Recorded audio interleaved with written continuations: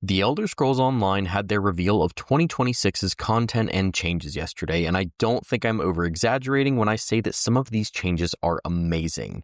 Many other amazing ESO content creators already have summaries on the changes, so I won't dive too deeply into the actual changes themselves, but rather I'll just be giving my opinion on them. Hyperioxes, a man that needs no introduction, wrote an excellent summary of the reveal on the ESO subreddit that I'll be showing on screen as well as linking in the description, just in case you need a visual of what I'm referencing. My name's Doc, and let's just get right into this.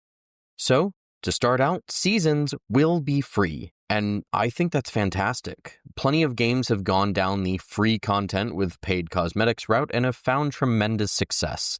I think, if nothing else, we'll at least see influxes of new players just to try out the free content.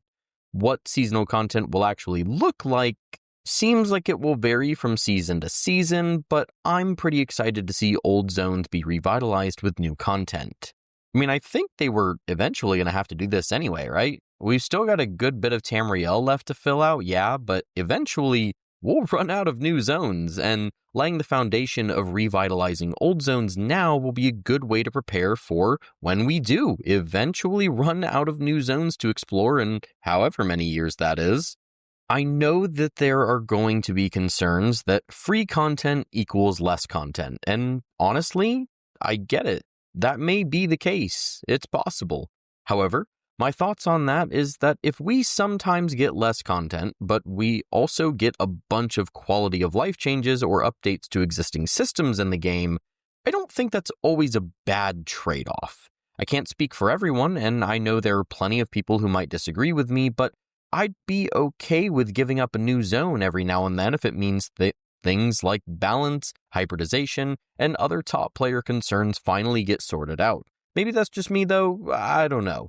In lieu of paid content, we're now having a Battle Pass-esque system that corresponds with every season. I don't have any firm opinions on the Tamriel Tomes either way. Like I said a minute ago, many games have gone to the free content with a Battle Pass system and found success.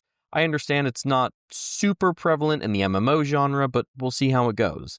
I appreciate, though, that it seems like the vast majority of things that are found in this pass will be cosmetic, at least as far as I can tell. I've seen a lot of discourse online surrounding this new system, and I think a lot of people are just weary of battle passes in general due to the stigmas surrounding the kinds of games that use systems like that.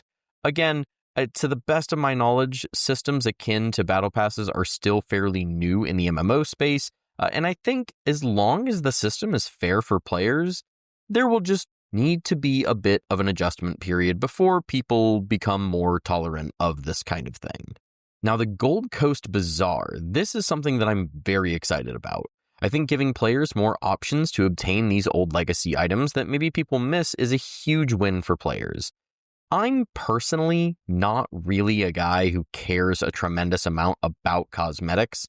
I want some cool stuff to dress out my characters, sure, but I'm not usually chasing that kind of thing. For a good amount of players, though, fashion is their endgame. They do chase the latest fashions, and cosmetics are a part of the game's content for them. Being able to access some of those old cosmetics can be a great way of reducing the FOMO that some of these players feel regarding the way that cosmetics rotate in and out of the game. Now onto the night market. This is the first thing that I actually really care about from the live stream. It seems like a lot of fun, and it seems like the perfect place to flex my old healing muscles. And honestly, if Zos is really planning on using this to experiment with new difficulties, mechanics, etc., then this could be a really exciting experience that could lead to all sorts of new things. My understanding is that there will also be quests and stories on top of the experience and being able to work with the factions. Based on what I saw in the gameplay, it reminded me of the Writhing Fortress, but this seems to be quite a bit more polished and advanced mechanically.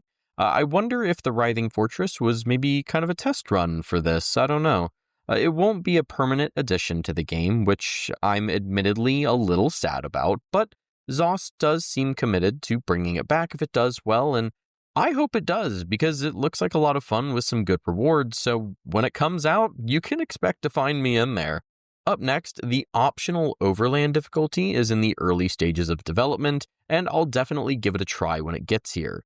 I don't really see myself permanently cranking up my overland difficulty only because when I want to challenge myself, I'm usually going to do that in group content rather than in quests.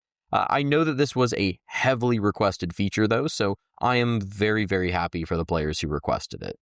And the 3 difficulty settings are interesting. I thought that maybe they were just going to do normal and vet, but it seems like that most likely won't be the case. Maybe they're going to do like normal, vet, and vet HM for overland? I'm not sure.